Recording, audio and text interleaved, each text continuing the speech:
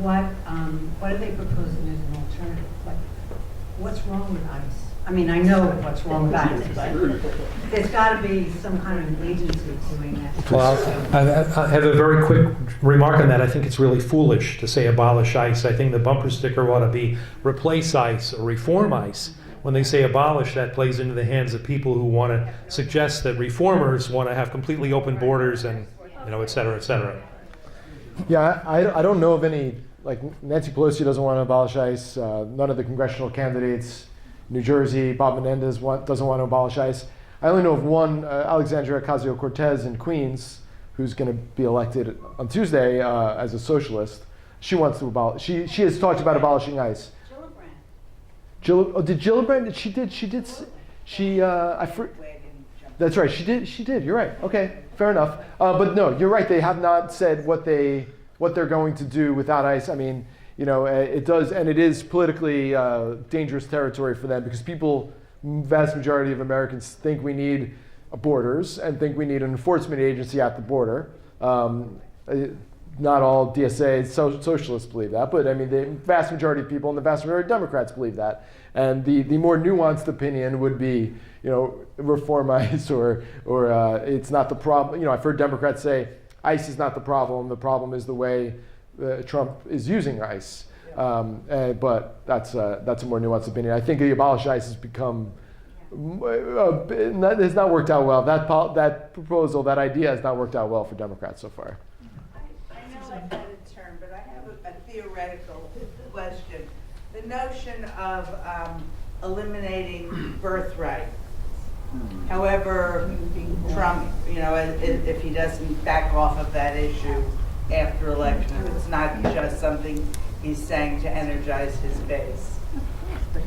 In theory, for those of us who are descended from people who came into this country under the first paragraph of what you wrote, Jeffrey, about there were basically no laws, people just arrived. And those people had children, and then those children became citizens because of the 14th Amendment.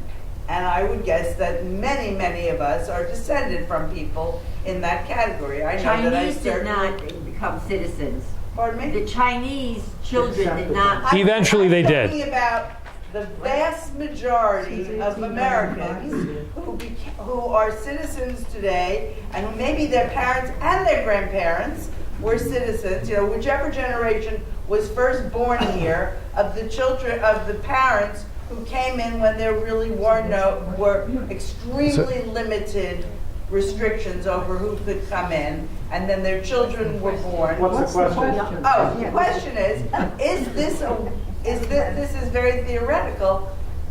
Is this something that we could use as an organizing principle for protesting to say, I'm not Donald Trump, you wouldn't be a citizen. Well, your poster should be "Don't deport Barron Trump," because Barron Trump, his son, his youngest, would end up, I think, be deportable because Melania is an immigrant, right? Well, no. What they're talking about is people who were here without authorization. They're saying if you had a green card and you had a kid, and Trump is saying, well, that would be all right, but I don't want to give papers to people who were just born here when somebody is here without authorization. There are things they talk about with this, like birth tourism. I think there was a house in Queens or something where a lot of Chinese people came who were probably relatively well-to-do to have a kid.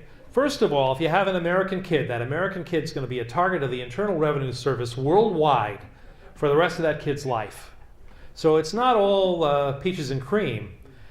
But also, it's that aspect of it is a very small problem. We're talking about very small numbers.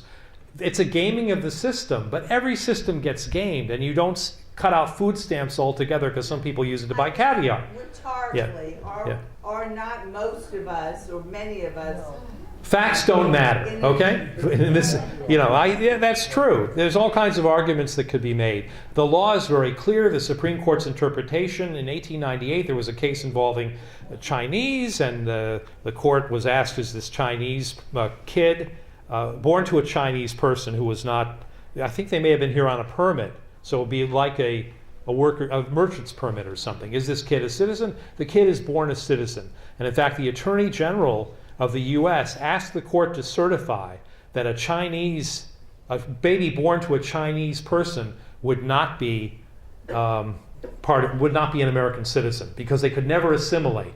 The court declined to do that, at least the majority did.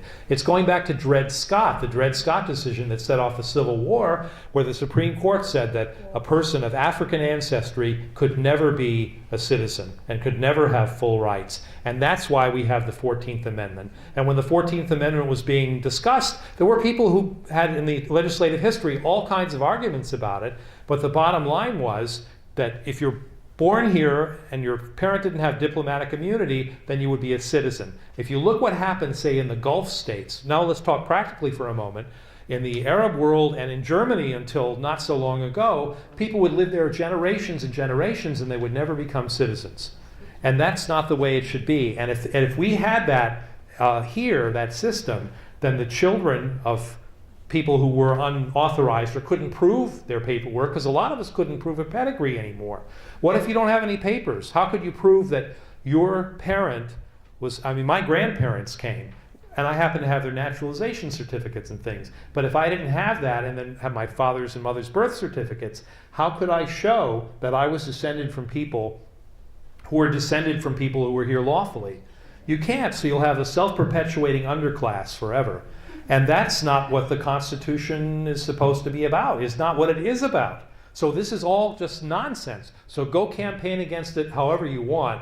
If there's an executive order issued, there's going to be people in court in 5 minutes to get it knocked out. And I think even this current Supreme Court, despite the fact that they play games with amendments and they kind of wrote out the well-ordered militia from the Second Amendment, they play games with things. But I can't imagine that even this court would not say, you can't do that. The language is clear, the legislative history is clear, and the Supreme Court's interpretation over the years is clear. You can't just undo that unless you amend the Constitution, which ain't going to happen. No.